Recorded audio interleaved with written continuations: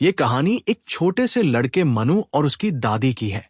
उसके माँ बाप अब इस दुनिया में नहीं रहे और दोनों की जिंदगी अब रोज की जद्दोजहद, मेहनत और छोटे छोटे सपनों में कट रही है। गांव में जब सालाना मेला लगता है, तब मनु देखता है कि बाकी बच्चे कितने उत्साहित हैं नई चीजें खरीदने, झूले झूलने और पकौड़ी जलजीरे खाने के लिए। मगर उसके पास उतने पैसे नहीं होते। फिर भी वो अपनी चतुराई और मासूमियत से कुछ ऐसा करता है कि उसकी दादी की आंखों में खुशी और आंसू दोनों आ जाते हैं। गांव के किनारे एक छोटी सी झोपड़ी थी। मिट्टी से बने कच्चे फर्श पर पुरानी बिछावन बिछी रहती। ऊपर छप्पर की छत थी और बाहर नीम का पेड़ खड़ा था। यही झोपड़ी दादी रामदुलारी और उनके पोते मनु का संसार थी। मनु 7 साल का, नटखट मगर बहुत मासूम। चेहरे पर काला तिल, आंखों में शरारत और दिल में सपनों की पूरी दुनिया। उसकी आखिरी स्मृतियां अपने माँ बाप की वहीं खत्म हो चुकी थी, जहां अचानक एक बुखार और लापरवाही ने उनके प्राण ले लिए थे। रामदुलारी उम्रदराज हो चुकी थी। सफेद बाल, झुका हुआ शरीर और हाथों में हमेशा मेहनत की रेखाएं। रोज सुबह ही उठकर वो गांव के घरों में बर्तन मांजने जाती, कहीं बीड़ी के पत्ते बटोरकर बेच देती या किसी खेत में निराई गुड़ाई में मदद कर देती। उसी मेहनत मजदूरी से घर चलता था। उनकी कमाई इतनी थी कि 2 वक्त का खाना, कभी रोटी सब्जी तो कभी नमकरोटी और कभी सिर्फ दाल या लापसी। मनु अक्सर पूछता, दादी, हमारे पास भी क्यों नहीं उतने पैसे जितने गांव के बाकी बच्चों के पास है? दादी मुस्कुरा देती, आंचल से उसके बाल सहलाती और कहती, बेटा, हमारे पास पैसा भले ही कम है, लेकिन दिल बहुत बड़ा है और ईश्वर ने हमें हौसला दिया है। मनु बातें तो मान लेता, मगर उसके मन में हमेशा ये टीस रहती कि बाकी बच्चों जैसा जीवन क्यों नहीं उसका। गांव में सालाना मेला नजदीक आ रहा था। पूरे गांव के बच्चे, बूढ़े, जवान इसी मेले का इंतजार करते। ये मेला न सिर्फ झूले, मिठाइयां और चाट के लिए मशहूर था, बल्कि तरह तरह के खिलौने, रंग बिरंगे कपड़े और मंदिर में भव्य पूजा के लिए भी सबके दिलों में खास जगह रखता था। गांव के चौपाल पर बच्चे बैठे बैठे बातें कर रहे थे। कोई कह रहा था, मैं तो मेले से सजी हुई लकड़ी की पिचकारी खरीदूंगा। दूसरा बोला, और मैं तो रंग बिरंगे गुब्बारे लेकर आऊंगा। इन सब बातों में मनु चुप बैठा था। उसकी जेब खाली थी। उसके मन में भी इच्छाएं थी, मगर वह जानता था कि दादी कितने पसीने से पैसे कमाती है। उसके पास बस 2 ही सिक्के थे, जिन्हें दादी ने कई हफ्तों की बचत से दिए थे कि बेटा, जब मेला लगे तो थोड़ा बहुत तुम्हें भी अच्छा लगे। 2 सिक्कों में मेला, वो सोचता और उदास हो जाता। मेले से एक दिन पहले दादी खेत से घर लौटीं। पैरों में मिट्टी सनी थी और चेहरा थका हुआ। मगर जैसे ही उन्होंने मनु को देखा, मुस्कुरा दी। मनु बेटा, कल मेला है, तू जाके अच्छे से जी भरकर घूम लेना। मनु ने अनमने मन से हाँ कर दी, मगर सोते समय वो करवटें बदलता रहा। उसने ठान लिया था कि वह मेले में जाकर कुछ ऐसा करेगा जिससे उसकी दादी के चेहरे पर सच्ची मुस्कान आ जाए, वैसी मुस्कान जो उसने मां बाप के जाने के बाद कभी नहीं देखी थी। सुबह का सूरज गांव पर खिलखिला उठा। जैसे ही पहली किरणें नीम के पत्तों पर पड़ी, पूरा गांव जाग सा गया। सड़कों पर हलचल बढ़ने लगी। आज मेला था, गांव का सालाना उत्सव, जिस दिन गांव के हर कोने से लोग चौपाल की ओर उमड़ते थे। मनु ने सुबह सुबह ही दादी की मदद की। जानवरों को पानी पिलाया, चूल्हे में लकड़ी सुलगाई और रोटियां सेकते समय दादी का हाथ बंटाया। दादी ने उसके सिर पर हाथ फेर कर कहा, आज खूब मजे करना। लेकिन मनु के मन में कुछ और ही चल रहा था। बच्चे नए नए कपड़े पहनकर चौपाल की ओर दौड़ रहे थे। लड़कियों के बालों में चमकीले रिबन बंधे थे। उनके हाथों में छोटी छोटी चुनरियां लहरा रही थी।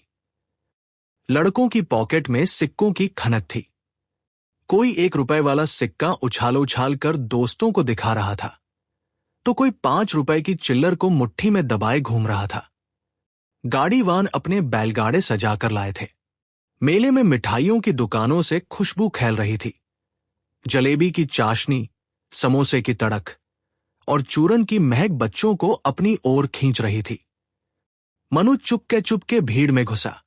उसकी जेब में बस वही 2 सिक्के थे। वह देखता कि बाकी सभी बच्चे खुशी खुशी दुकानों पर जा रहे हैं, झूले पर बैठ रहे हैं और खिलौनों की ओर इशारे कर रहे हैं। मनु के कदम थम गए। उसके मन में टीस उठी, काश मेरे पास भी पैसे होते। फिर अचानक उसकी आंखें चमक उठीं। वो सोचने लगा, ठहरो, मेरे पास भले पैसे न हों, लेकिन मेरे पास दिमाग है। कुछ तो तरीका जरूर होगा जिससे मैं इस मेले का मजा भी ले लूं और दादी के लिए अच्छा सा तोहफा भी खरीद लूं। मनु सबसे पहले अपने ही हमउम्र दोस्त सुनील और राजू के पास पहुंचा। दोनों लकड़ी के बने छोटे छोटे बाके खिलौने खरीदने वाले थे। मनु ने हंसते हुए कहा, अरे, तुम लोग ये खिलौना क्यों खरीद रहे हो? ये तो 2 दिन में टूट जाएगा। मैं तुम्हें एक दुकान बताऊं जहां वही खिलौना सस्ता भी मिलेगा और मजबूत भी। चलो ना। दोनों दोस्त उसके पीछे हो लिए। मनु ने उन्हें सच में सस्ती दुकान दिखाई और जब उन्होंने खुश होकर खिलौने खरीदे तो दुकानदार ने मनु के हाथ में भी 1 रुपया बतौर मदद थमा दिया। मनु ने चुपके से रुपया जेब में रख लिया। उसका दिल खुशी से धड़क उठा। वाह, ये तो काम बन गया। इसके बाद मनु ने कई बच्चों की मदद करना शुरू कर दी। किसी को झूले की लंबी लाइन में आगे खड़ा करवा दिया, किसी को गुब्बारे वाले से सस्ता सौदा करवा दिया, किसी के लिए मिठाई वाले से झगड़कर ज्यादा रसगुल्ले दिलवा दिए। और हर बार या तो बच्चे खुद थोड़ा पैसा उसके हाथ में दे देते या दुकानदार इनाम की तरह 1-2 सिक्के दबा देता। धीरे धीरे मनु की जेब सिक्कों से भरने लगी। अब उसके पास 5-7 रुपए हो चुके थे। अब मनु सोचने लगा, इन पैसों से तो मैं गुब्बारे, मिठाई और खिलौने सब खरीद सकता हूं। लेकिन क्या दादी के लिए कुछ नहीं लाना चाहिए? दादी ने मेरे लिए जान तोड़ मेहनत की है। अगर मैं उनके लिए कोई सुंदर सा तोहफा ले आऊं तो उन्हें कितनी खुशी होगी। भीड़ में चलते हुए उसने देखा, एक दुकान पर सुंदर सी लाल चुनरी सजी थी। उस पर सुनहरी किनारी जड़ी थी। बीच बीच में छोटे छोटे सितारे चमक रहे थे। मनु वही ढेर हो गया। उसके मन ने कहा, यही चाहिए मेरी दादी के लिए। यही तोहफा उनकी आंखों में चमक भर देगा। विक्रेता ने कहा, 5 रुपए लगेंगे बेटे।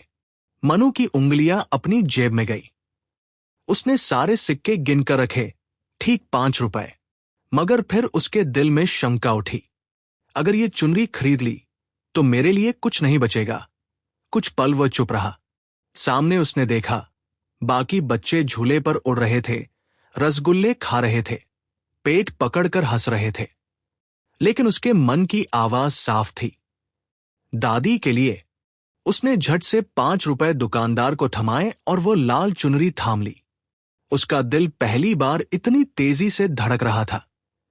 उसे लगा जैसे उसने दुनिया जीत ली हो। मनु लाल चुनरी लेकर घर वापस आया तो उसकी धड़कनें तेज थी। पूरा दिन दिमाग में बस यही चल रहा था, दादी इसे पसंद करेंगी या नहीं। झोपड़ी के अंदर जाते ही मनु ने दादी को देखा जो खिड़की के पास बैठी दुपट्टे का पीर-पीरी कार रही थी।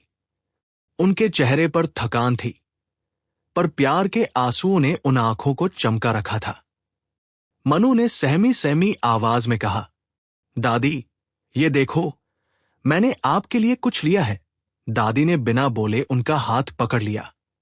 मनु ने लाल चुनरी को आहिस्ता से बाहर निकाला और उसे दादी के कंधे पर रखा। मनु बेटा, दादी ने कहकर मनु को गले लगा लिया। तुमने मेरे लिए इतनी मेहनत की। मुझसे बड़ा तोहफा कोई नहीं हो सकता। मेले के बाद कुछ दिन गुजर गए। झोपड़ी में अब लाल चुनरी की चमक थी, जो दादी के चेहरे पर रोज खुशियां लेकर आती। मनु के मन में भी एक नई उमंग जागी थी।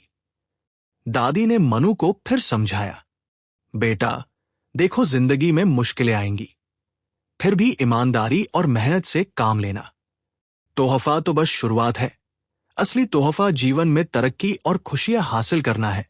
मनु ने दादी की बात को दिल से माना। ये कहानी सिर्फ झोपड़ी की नहीं थी, ये थी हर उस बच्चे की जो पीछे छूटता है, जिसे ये नहीं पता कि कैसे आगे बढ़े। मनु ने दिखा दिया कि कठिनाई के बादल के पीछे भी सूरज की तेज किरणें होती है, बस उन्हें पहचानने की जरूरत होती है। और वह लाल चुनरी हमेशा उनकी जिंदगी की याद दिलाती रही, ममता, मेहनत और प्यार की वह चमक जो हर अंधियारे को रोशन कर देती है।